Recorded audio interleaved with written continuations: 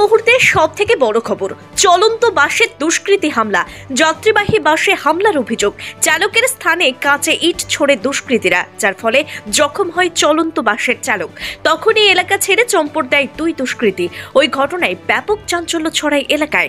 ঘটনার পরপরই ধাওয়া করেও দুষ্কৃতীদের পাকড়াও করা সম্ভব হয়নি। সোমবার রাতে এই ঘটনা মুর্শিদাবাদের ডোমকলের গোবিন্দপুর মাঠ এলাকার। জখম চালকের নাম মনসুর আলী মণ্ডল।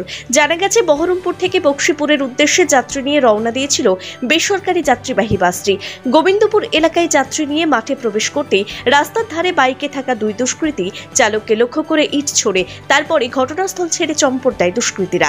ঘটনার পরপরই কাঁচ ভেঙে জখম হয় চালক। অল্পের জন্য রক্ষা পায় বাসে থাকা যাত্রীরা।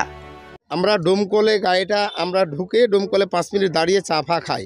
চাফা খাওয়ার পরে আমরা গাবতলা পাম্পে এসে তেল দেওয়ার পরে গোবিন্দপুর মোড়ে আমি উঠে সামনে একটা প্যাসেঞ্জার উঠেছে, ভাস চালায়, প্যাসেঞ্জারেরা পয়সা নিচ্ছি।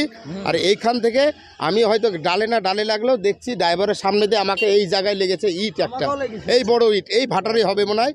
ছেলেগুলো হয়তো এখানেই দাঁড়িয়ে ছিল, এখান থেকে কাছে মেরে যদি গাড়িটা স্পিড থাকতো, গাড়িটার প্যাসেঞ্জাররা কী হতো আর আমার ড্রাইভারের কী হয়েছে, এবারে খাম করে গাড়িটা কি হতো অবস্থাটা।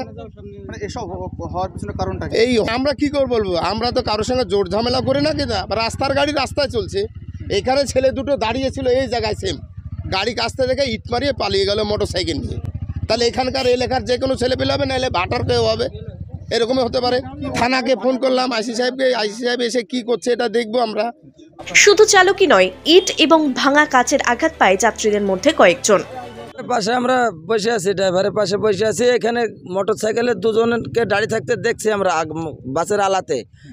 গাড়ি ড্রাইভার মোটরসাইকেল টাট কেরেলি দাঁড়িয়ে আছে, আর একজনা গাড়ির মোটরসাইকেলের পাশে দাঁড়িয়ে আছে। যা গাড়িটা এখানে আসছে আর অমনে ফড়াম করে জোরে ইটটা মার দিয়েছে ড্রাইভারের সোজা দিয়ে, ড্রাইভারকে খামে গেছে আর আমাদেরকে লাগিয়েছে ওই ইটে। আমার পাইখেতে লেগেছে, দাদার পাইখেতে লেগেছে দিয়ে মোটরসাইকেল চালিয়ে জোরে পালিয়ে গেছে। কারে তাড়ি ধরেও আমরা ধরতে পারিনি। এই ঘটনার পর ধাওয়া করা হয় দুষ্কৃতীদের, কিন্তু ধাওয়া করার পরেও তা পাকড়াও করা সম্ভব হয়নি। ঘটনার খবর পেয়ে ঘটনাস্থলে আসেন পুলিশ। চালককে চিকিৎসার জন্য পাঠানো হয় ডোমকল সুপার স্পেশালিটি হাসপাতালে। ঘটনায় সমস্যায় পড়েছে বাসের যাত্রীরা।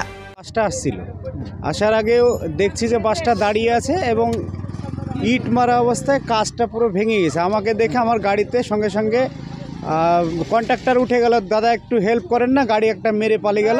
আমি সঙ্গে সঙ্গে গাড়ি করে নিয়ে গিয়ে দেখি রাস্তায় চলতে কোনো লোক নেই, ওরা হয়তো সাইডে নেমে গিয়েছে। এই পর্যন্ত দেখেছি। আমি নিজে হেল্প করার চেষ্টা করেও ব্যর্থ হলাম, কেননা ওদেরকে খুঁজে পাইনি রাস্তায়, আমি তেড়ে গিয়েছিলাম। কারা থাকতে পারে মনে হচ্ছে আপনাদের এখানে? রাস্তা চলতে এই যে এখানে একটা গাছ বাঁধানো আছে, এই জায়গাটাতে উদ্ভুটটি ছেলেপেলে মদখোররাও অনেক সময় অনেক থাকে, অনেক দূর দূরান্ত থেকে আসে। তো আমরা অনেকবার এখানে চেষ্টা করেছি লোকালভাবে আমরা এটাকে করা, কিন্তু রাত্রিবেলা তো আর সব সময় পহরা দেওয়া যায় না। তো এই জায়গাটা সেনসিটিভ জায়গা, এই জায়গাটা ট্রাফিক পুলিশ দিলে আমাদের মনে হয় যে জায়গাটা আস্তে আস্তে খারাপ জায়গায় যাচ্ছে, সেটা ভালো হবে। পুলিশি হেল্প পেলে আমরা খুশি হব। আমরা লোকালেও চেষ্টা করছি এটাকে সলভ করা।